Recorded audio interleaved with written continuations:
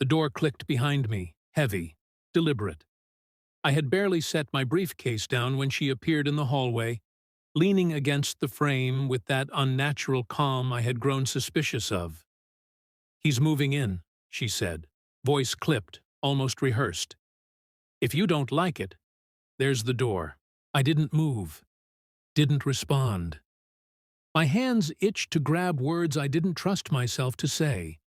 I studied her face, every twitch, every practiced smile. Something had changed. Something had always been different. So I packed my bags. Not a word, not a glance. Just the silent, mechanical motions of a man who had already decided. Outside, the night air smelled of wet asphalt and possibility. My heartbeat settled into a rhythm I didn't recognize, calm on the surface, storming beneath. 5 days passed like glass, thin, fragile, unyielding. I watched from the distance of my apartment, the hum of the city beneath me. Calls went unanswered, messages ignored. Then her mother called, her voice cracked with urgency and fear. "Honey, I don't know how to tell you this." The weight in her words hit me like slow-moving metal. I sat, silent, letting it hang. Let it settle. My mind spun quietly, dissecting every moment, every lie I had ignored. The memory of her words, the casual cruelty of her announcement, the way she smiled like she owned my life. It all replayed in cold loops. I remembered the subtle changes, the little disappearances, the faint perfume on his shirts, the late nights she insisted were work. I had brushed them off. Patience, love, trust. Now I saw them as pieces of a pattern, each one carefully placed. I didn't call, didn't rush. I let the moments stretch, feeling the raw edge of betrayal sharpen inside me. My fingers traced the edges of my phone, hovering over searches I wasn't ready to make. I wasn't acting on impulse. Not yet. I was cataloging, remembering, observing, waiting for the right move. Every text she sent, every laugh he shared in her photos, every casual lie she told herself as she looked into a mirror, it all mattered. I began to assemble it, silently, methodically, like a surgeon preparing a precise incision. The storm inside me had grown quiet, lethal, calm. And then I realized something I hadn't admitted. I didn't need her to confess. I didn't need confrontation. I had enough pieces to see the whole.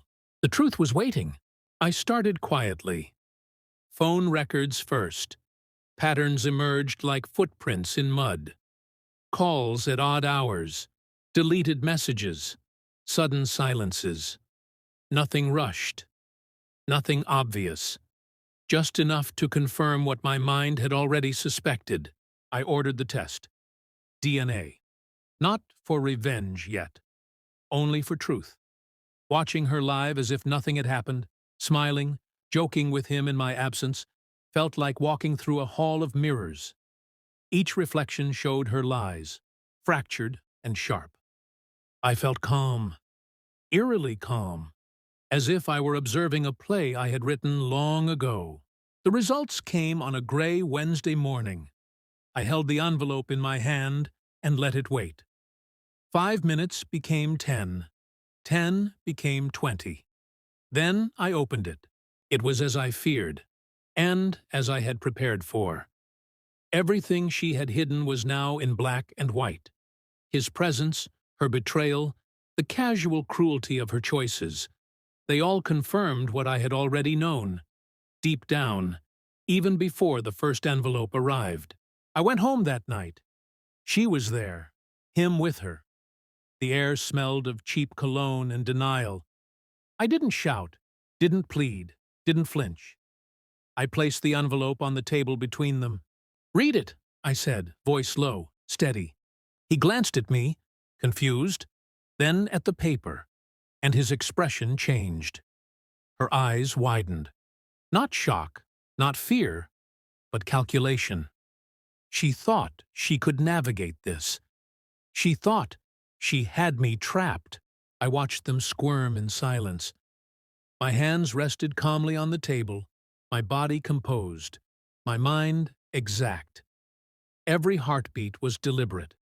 I let the tension stretch, tight as a wire. Finally she spoke, voice cracking. I didn't think you knew exactly what you were doing, I interrupted, soft, cold, and you did it anyway. The silence afterward was crushing.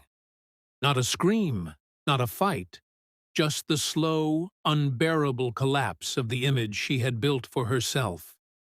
And I didn't rejoice. I only observed. I had regained control. I walked away after that. Not angrily, not bitterly, calmly. Every step measured, every breath deliberate. No words left to speak. The apartment, the life we had built, the trust that had been shattered, all remained behind me, like smoke that the wind would eventually scatter. The phone call from her mother echoed in my mind one last time. She had warned me unknowingly of the truth I was about to uncover. And now, it was done. I didn't look back. I never would. Some betrayals are loud, some quiet. Some destroy from the outside. Others, like hers, leave only the internal ruin, the slow, precise, inevitable collapse of someone who once believed themselves untouchable. I walked into the night, alone. But, for the first time in weeks, I felt untouchable. The truth was mine, and that was enough.